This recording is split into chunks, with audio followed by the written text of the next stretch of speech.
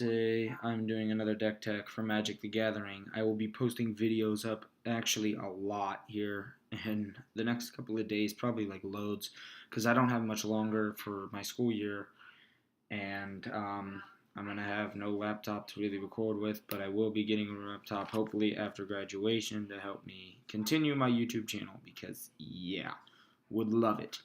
Anyway, let's get to the deck tech. This is a green-red deck that I literally just threw together about 5 minutes ago. And I've done little test runs, not really playing against anybody, but just kind of testing to see how it would work out. And it seems like it's got some potential to it, so I guess I'm just going to start this deck off. For our land base, we have two Rugged Highlands, which are your tap lands that give you life and add red or green to your pool. Enter the battlefield tapped, and it enters the battlefield, you gain a life, and it adds you red or green. I wanted to make a red-green deck because when I first started playing Magic the Gathering, my first real deck, I guess, was mainly red, green, and black, but I only had like 3 black cards in there, so I took that out and went with red and green for a long time. And then I scrapped the red completely and went straight green. But, so I wanted to do red-green deck because I don't have one, and yeah, I like red-green actually. They're very brutal. But, so here, 10 mountains and 10 forest. So we have our 2 rugged highlands, our 10 mountains, and our 10 forest. The creature base of the deck is pretty simple. And again, this isn't like legal at all for tournaments, I don't think, because certain sets don't have these cards and stuff. But anyway, it's just a deck to have fun with. We have 2 toxic iguanars. They're 1 red mana, and they get death touch as long as you control a green permanent. So it's a 1/1 with death touch as long as you got forest out, which being green and red, that's not a problem. And then we have 2 of the Satyr Hoplites. These are very good cards. 1 red. Whenever you cast a spell that targets them, you get to put a +1/+1 on them, and they're a 1/1. The reason why I like these cards is because you got your giant growths, you got your titanic growths. We'll go over those later, but those as thing onto it give it boost, and it's amazing upon their boost. So for our 2-drop, we have a 1 Zerata Droid. 1 green, 1 red. You get to add a green to your mana pool if you tap it, and whenever you use it for mana, it deals 1 damage to each opponent. So it's actually a very good card. It's a 1/1 that can deal some damage as while you're using it for lands. And then we have 2 Elvish Visionaries, 1 green, 1 colorless. You get to enter the battlefield and draw a card for a 1/1 creature again. Starting off, this deck is very slow, of course, because, yeah, you just got your small creatures to get out there just to do some damage, dish a little bit, especially if you get your giant growth and your titanic growths in your first hand. You could hit them for, like, giant damage right off the bat, and it's fantastic, but I still have some big creatures in here that are very good. But here we go with our next 3 drops as Ember Weavers. We need our defense against flying, so I got some spiders in here. These are the only spiders I have, but they're very good for a green-red deck because they're 1 green, 2 colorless.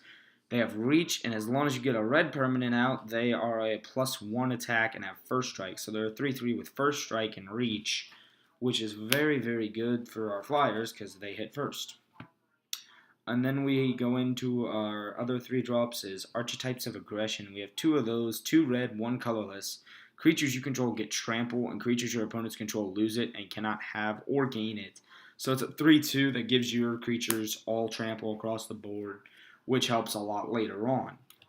For mainly, I guess, our land search in the deck, we have 4 creatures. We have 4 of the Borderland Rangers, which are your basic, 1 green, 2 colorless. Whenever they enter the battlefield, you can search your deck for a land card, reveal it, put it in your hand, and then shuffle. And it's a 2/2. I don't know why my voice sounds so deep today, but yeah, now I plan on getting more of these. I don't know. This is, like I said, I just threw this deck together like 5 minutes ago at the most, before the video. And this is one and only one I have of this card. Otherwise, I would probably have more of these in the deck. Zendikar Incarnate. It's a 1 green, 1 red, and 2. Its power is equal to the number of lands you control, and it's a 4 defense. But you can make that thing really, really big and then boost it with giant growth and titanic growth and your enlarge and just make that thing amazing.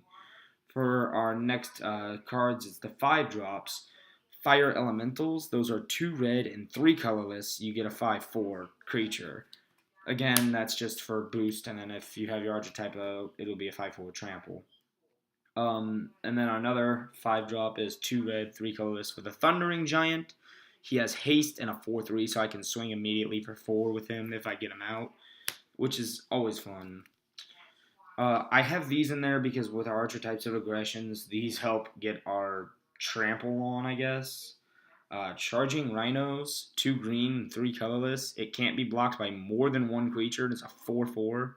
And then the Archetype comes in and gives it trample, or an Enlarge gives it trample with a 7/7 plus. And that just gets huge. And the Giant Growth again too. It gets big, and I like it. For our 6-drops, we have a Terra Stomper, 3 green and 3 colorless. It cannot be countered, and an 8/8 with trample. And then a Ruination Worm is 1 green, 1 red, and 4 colorless for a 7/6. So, like I said, our giant creatures get in there. And then we have our instants. For our 1-drops, like I was talking about, our giant growths. We need these. These are great. 1 green, we get to give a creature a +3/+3 until the end of the turn. So we can get our 1/1s out in the beginning of the game, tap the green, give them a 4/4, and hit them for 4 right in the face. It's fantastic if they don't have anything out, of course. Again, with another card I was mentioning, Titanic Growth, another great card. 1 green, 1 colorless, so on turn 2 we can get a +4/+4 until the end of the turn on a creature and hit them for whatever. It's fantastic. I love those. Some Burn for our red side is Incinerates. These are just 1 red and 1 colorless. They deal 3 damage to a creature or a player, but if a creature this way got hit, it cannot be regenerated. So it would get 3 damage that can't be regenerated off of it, and it could either kill it or whatever. So again, Incinerates for burn, not bad. We have our Gruul Charms. We have 2 of these. These are iffy charms. I don't really like Gruul Charms from the Ravnica set or the Gatewatch set in general. Like the 1 green, 1 red, of course. You get to either make creatures without flying cannot block this turn, which is probably the best. Gain control of all permanents you own, which makes no sense to me unless somebody's using those cards that gain control of your creature, and then you're just like, no, I want that creature, and take it back.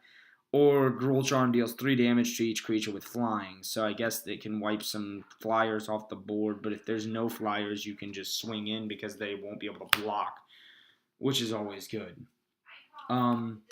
Our 4-drop is, because we go straight to 4-drops, we get our Dragon Scale Boons. These are 1 green, 3 colorless to give a 2 +1/+1 counters on one of our creatures to untap it. So that's good for boost on our creatures that are smaller or even bigger. And then we have our other cards here, our Sylvan Bounties. These are 1 green, 5 colorless. You can either gain 8 life, or you can do 1 green and 1 to discard the card, search your deck for a basic land, reveal it, put it in your hand, and shuffle. So you can find a land or you can gain life. Those are really for whenever you need them. Our last 2 cards of the deck, so the other 2 cards I was talking about earlier, are Enlarge. These are fantastic. 2 green, 3 colorless. You get a target creature gets a +7/+7 until the end of the turn and trample. And it has to be blocked this turn if able. So that basically means pretty much I think every creature that they have that is able to block has to block it. Or maybe that just means it has to be blocked at least by 1 creature. But either way, trample with a +7/+7 on whatever ginormous creature I have and or small creature because it will make it ginormous. These cards are great. I love them. That is my basic red-green deck that I have built recently. I don't really know what to call it. I guess Gruul mid-range, maybe. I don't know. I haven't really played it enough to find out yet.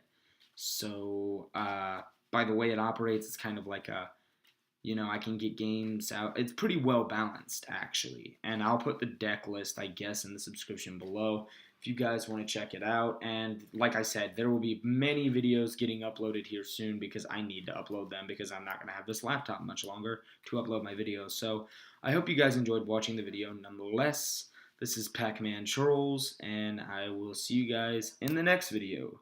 Talk to you later.